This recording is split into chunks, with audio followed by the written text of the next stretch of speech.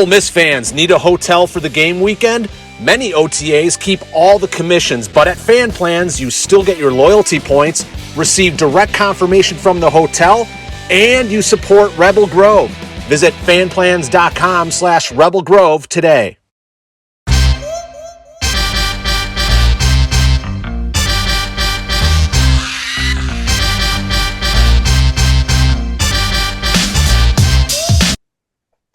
Welcome into another edition of the Troy Brown Show, presented by Comer Heating and Air, Southern Air Conditioning and Heating. I'm Neil McCready. That is Ole Miss linebacker Troy Brown. It's been a couple of weeks since we've talked. Of course, I guess the last time we talked, it was after the Alabama game. Ole Miss was getting ready to go to Arkansas. We knew there'd be a short turnaround after that for the Thanksgiving night game against Mississippi State. So we'll talk about all of those things. Ole Miss headed to the Texas Bowl December the 28th in Houston versus Texas Tech. We'll talk about that a little bit as well. But before we do that, before we get to Troy, I want to remind you we're brought to you by Comer Heating and Air, Southern Air Conditioning and Heating. Different names, but same great products, same people, same great services. If you live in Oxford, Tupelo, or the surrounding area, call the people at Comer, 662-801-1777. If you live in Hernando, Memphis, Olive Branch, that area, call the people at Southern, 662-429-4429. Great service. They're going to take great care of you in the event that here in the holiday season something goes haywire with your heating system, whatever the case may be. Don't panic. I mean, you're going to panic, but after you get through panicking, call them, get them out there, say, hey, I heard about you on the Troy Brown Show, heard about you on MPW Digital, and they'll take great care of you. They'll get you set up. Got people coming in for the holidays and stuff. It's all going to be okay if you call the people at Comer and you call the people at Southern. Troy, how are you, sir? I'm doing great. How about you, man? I'm good. Good to be back with you after a little bit. So we mentioned those two games at Arkansas and then Mississippi State at home. Those did not go the way you guys sort of planned for them to go. The game at Arkansas got away early with their running attack, and then the Mississippi State game was just one of those weird football games, at least from my perspective, watching from the press box. It just had a weird feel to it from minute one. I'll kind of hand it to you. You can touch on those games as you'd like.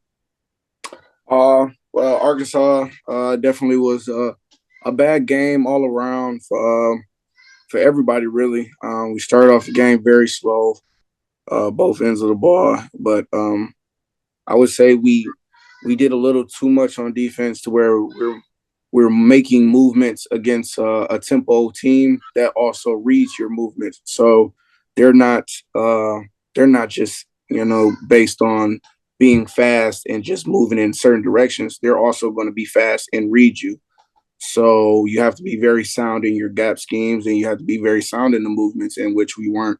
I felt like we had a lot of confusion going into where people needed to be, and that's where a lot of bust open runs happened in that game, to where you could see it's just like, hey, well, there's a body that's supposed to be there. Why isn't it there? So that game was pretty hard for me as well. Personally, it was probably one of the worst games I put on tape.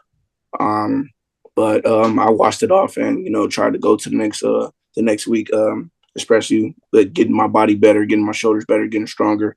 I felt like I really answered the bell and came out next week and showed that I took it personal. So, you ever get your helmet back from Fayetteville? Okay, yeah. Now I get to clear the air for everybody who's around. It wasn't my helmet. I was just in a very frustrated situation to where I saw it happen. I was walking down the sideline. There's another video angle to where somebody captured it to where they saw me walking in, seeing him take the helmet and jump the thing, and I dropped my helmet like I go get him. But yeah, it wasn't my helmet. I wanted to go get the helmet back.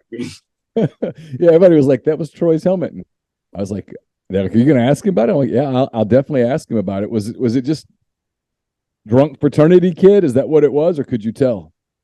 I don't think he was drunk. But there was multiple fans from Arkansas text me like, yeah, this is the guy. This is what he did. And I mean, I've been seeing. I mean, you see people run the field and get chased by security and stuff like that. But he actually took her helmet and tried to keep it. So I'm like, man, it made me mad. But what made it worse was not the social media and everything. It's just that my mom texted me. My mom texted me, was like, "You let a boy take your helmet?" I'm like, man, y'all got my mama thinking this dude took my helmet. Like, man. Um, Thanksgiving night. I mean, well, Ole Miss has a history in Fayetteville. It doesn't typically that series has quickly turned into when it's in Oxford, Ole Miss wins. When it's in Fayetteville, Arkansas wins. The Egg Bowl, a different game. I know you're from Michigan. The game's a different game to you, but it had a weird feel to it the whole week with all the Kiffin rumors and all of that stuff. There was just a lot of undercurrent, at least in the media world that I operate in. I'm curious how much of that bled into your world getting ready for a game. How much of that was, it got brought up in team meetings, I know, on Tuesday, on Wednesday. So it wasn't a typical. You've done short weeks before. You played in the MAC where you've played on Saturday and you turn around and played on Thursday or whatever, right? But so you've been in a short week before. Did all of that stuff make it weirder?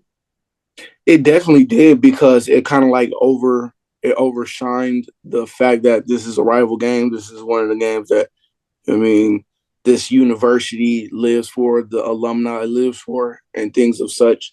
It just kind of got overtaken by the where's Kiffin going to be? What is he going to Auburn? Stuff like that. And now you have to worry about, is your coach ready to go out to battle with you, other than getting ready to demolish a group of guys that you're supposed to hate, that you're bred to hate. So I didn't feel like there was any rivalry since when the game happened. Like, okay, when the week started, Tom Luke started off the player-led meeting with how he felt and how his history here has meant to him. And in the back of my mind, I'm like, that's what a rivalry is supposed to be. That you're supposed to hate those guys no matter what. I mean, so when the game and the stuff started to happen, I didn't feel that vibe. I didn't feel the anger. I didn't feel that energy of it being a rivalry, so fight to the death type feeling. It's just, I don't know. I guess it just kind of happened. Did you sense it from them? Were they a little more dialed into it, Mississippi State, than you guys were, at least out of the gate, or was it just kind of weird all around? It was weird all around. I didn't sense any animosity. Well, I don't think, okay, football is not supposed to be animosity or driven or anything of such, but I didn't sense any type of energy of the such. You know what I mean? I just feel like they came out there to play as well, and didn't really, want to be there. That's just kind of how the game felt. It just like it flew by. Oh, that's fascinating. And I didn't know whether, from my perspective, it was so much focus on Kiffin and what Kiffin was going to do and what we were going to have to ask him after the game. But it never felt. I've covered the Egg Bowl a bunch, and it always has an intensity feel to it, and it did not that night. From my perspective, now I wasn't on the field. I wasn't obviously hitting people. I wasn't chasing people. All that stuff that you guys do. Just from my seat in the press box, and then even down on the field at the end, it just felt funny. I don't know. I don't know whether that was something that just happened, or whether that was the whole news cycle over the previous 3 days and all of that stuff. It just had a different feeling to it. Yeah, I kind of felt the same, I guess. So the season didn't end the way you guys wanted it to. 8-4. You were 7-0 at one point. You're 8-1 at one point. You're within a play, from beating Alabama there at the end of the game. How difficult is it when a season ends like this to kind of keep hanging on? That it's not going to be long before everybody kind of goes their separate ways. You've got guys that are entering the transfer portal. You've got guys that are graduating, guys that are getting ready for the NFL, like you, guys that are getting ready for an off season that's critical, pro days and all of that stuff, big important days, business days for guys like you. How difficult is it for everybody to kind of get up one more time to play a bowl game that is nowhere close to the bowl game you were hoping to play when this season started?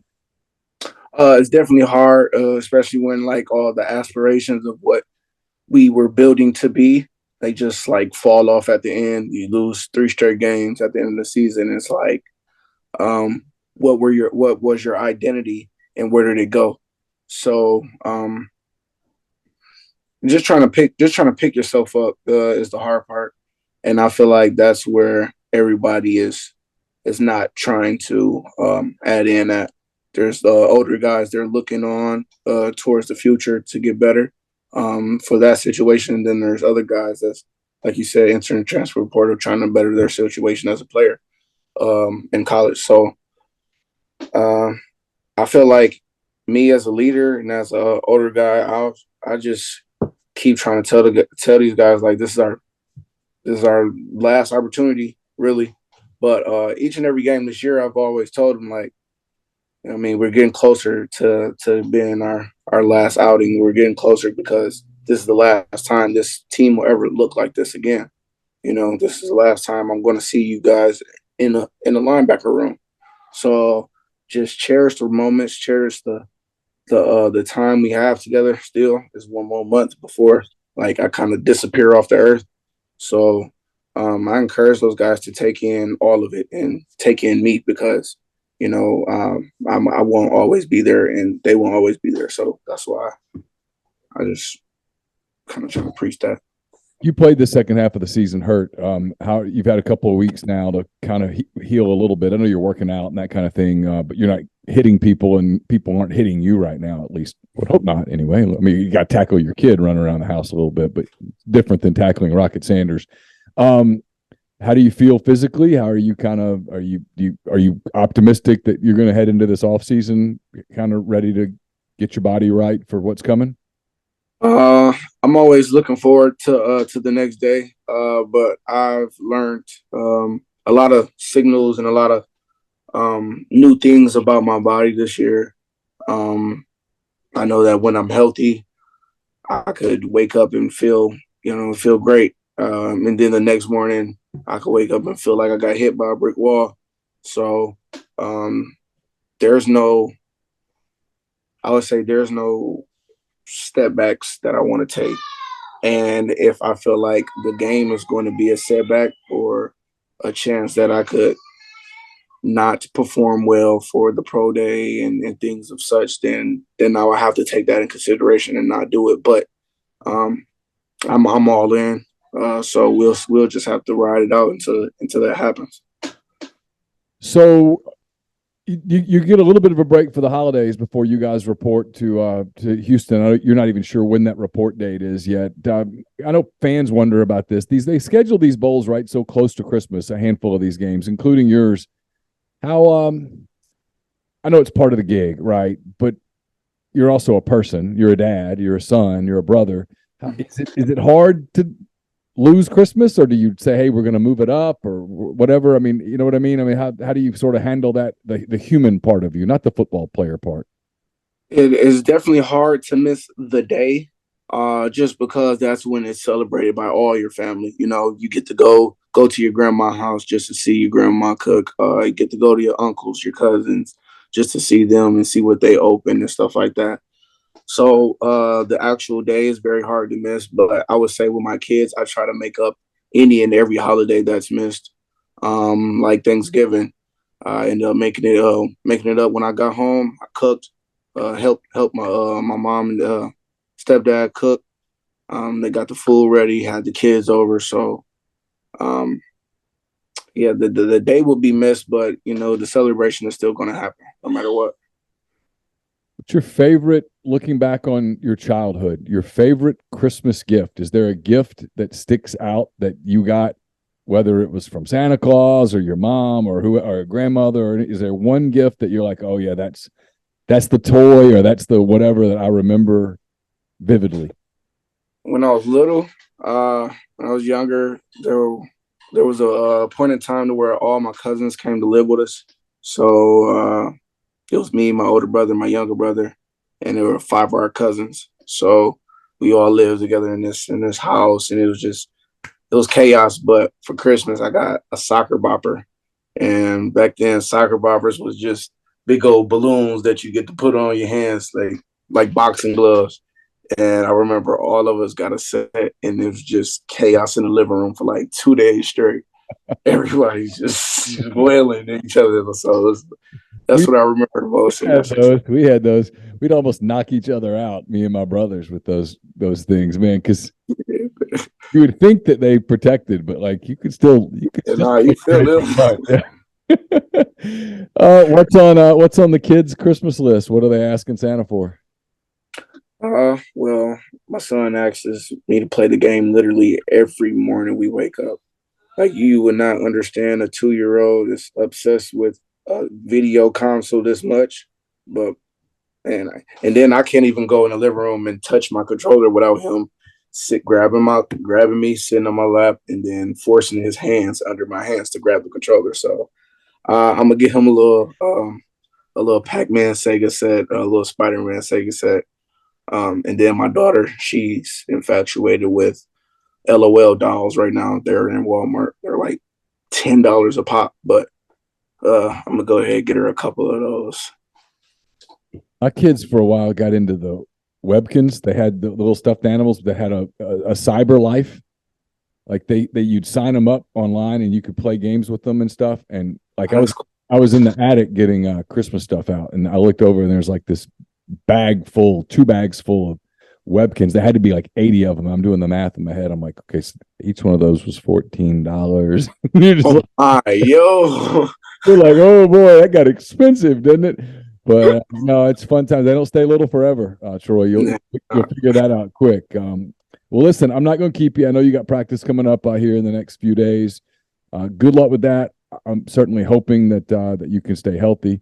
Certainly wishing you and your children and everybody in your life a very Merry Christmas and a happy holiday season. And look forward to seeing you soon. And we'll catch up one final time after the Texas Bowl and wrap up the series, the show here that we've done all fall. Certainly, as I told you before we started, it's been a joy to do it with you.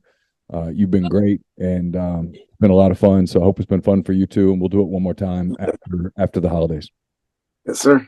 All right, that's Troy Brown. That's the Troy Brown Show, presented by Comer Heating and Southern Air Conditioning and Heating. Like I said, we'll be back one more show after the Texas Bowl. Until then, Merry Christmas to everybody, and we will talk to you again soon.